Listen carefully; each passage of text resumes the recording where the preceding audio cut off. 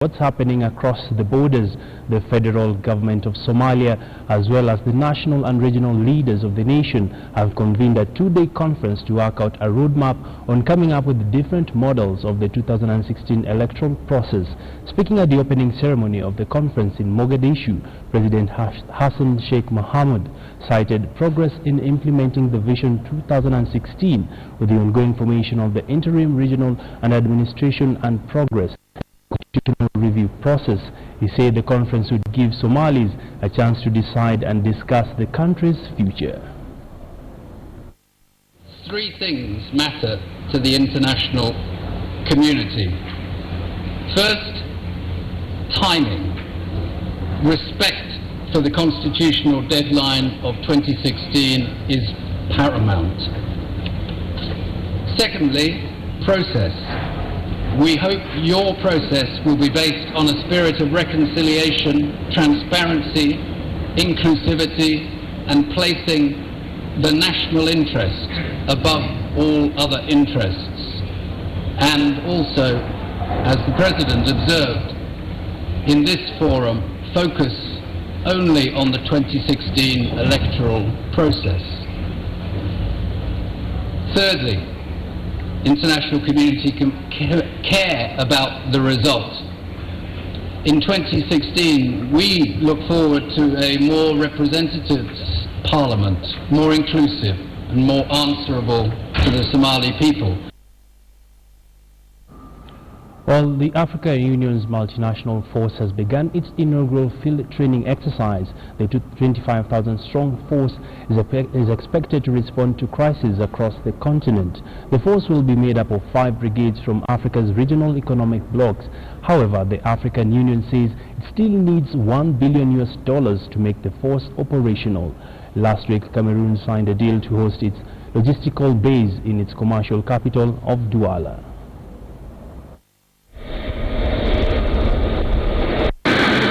Troops of the African Union's 25,000-member multinational standby force are gathering to begin field training for the first time.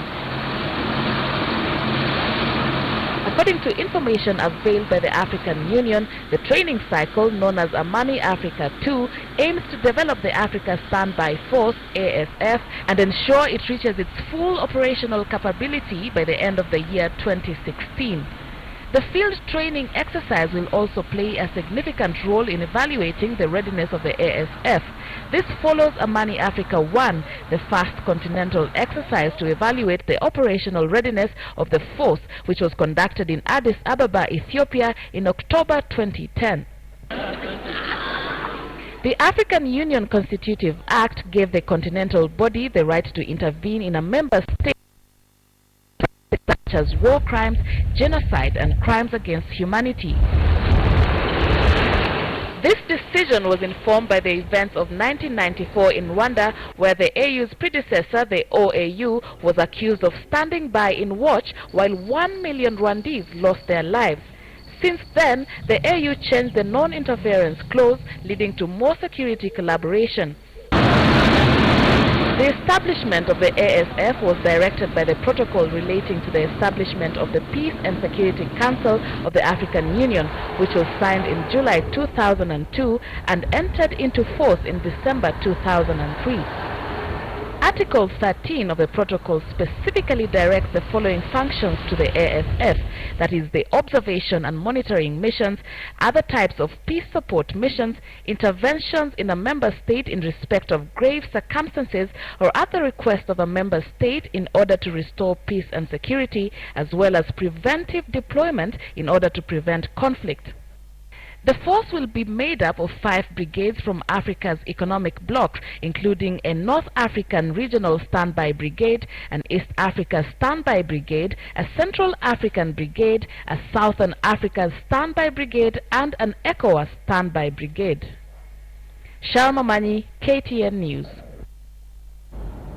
Many thanks there, Sharon Omanyi. We now want to follow up and just get to see what's happening down there at Nyayo Stadium, where we have our very own Sam Ogina to give us up-to-date information on what's happening on the ground. Over to you, Sam.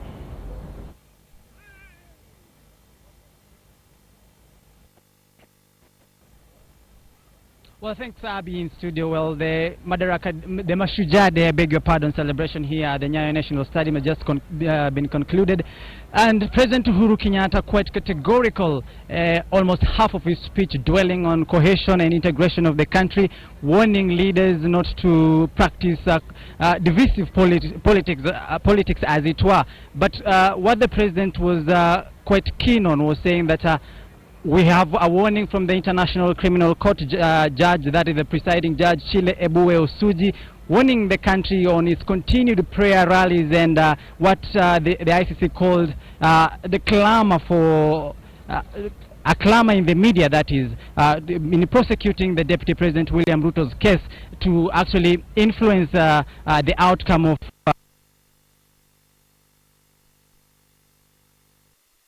President Uhuru Kenyatta saying prayer rallies will continue because it has been witnessed that prayers do work. That is according to the president, and so no one should intimidate Kenya on what exactly they ought to do when it comes to prayer rallies and just conducting its own affairs as it were. Also, the president was keen to warn leaders, political leaders, on the same ICC issue, saying that it actually portends a danger in degrading the cohesion that the country has been witnessing. Of course, probably just sensing that he's presiding over a polarized country, a country where the opposition and the ruling coalition have actually been engaged in a war of words, shadow boxing each other on the issue of the ICC, on who has fixed who. Remember that the Gatundu South parliamentarian Moses Kuria coming out boldly to say that actually he was involved in procuring of witnesses in the Deputy President William Ruto and Joshua Arap Sang ICC case, and of course implicating many other leaders as it were, that is former Justice Minister Martha Karua, and also calling on the former Prime Minister, now the CORD leader Raila Odinga, to also come out and actually put a defense on his former ally, that is Deputy President, yes, William Ruto.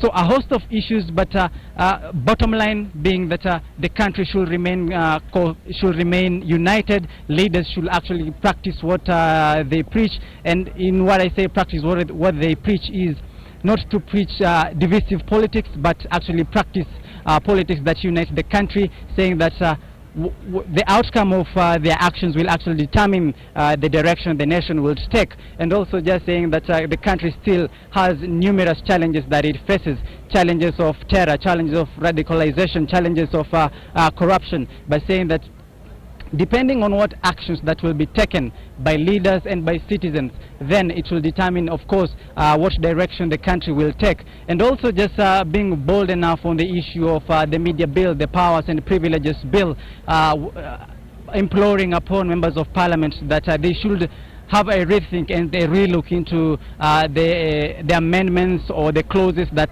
they approved in the National Assembly just the other day, saying that it actually erodes the freedom of expression, it erodes the freedom of the media, which is quite contrary to the values enshrined in the Constitution.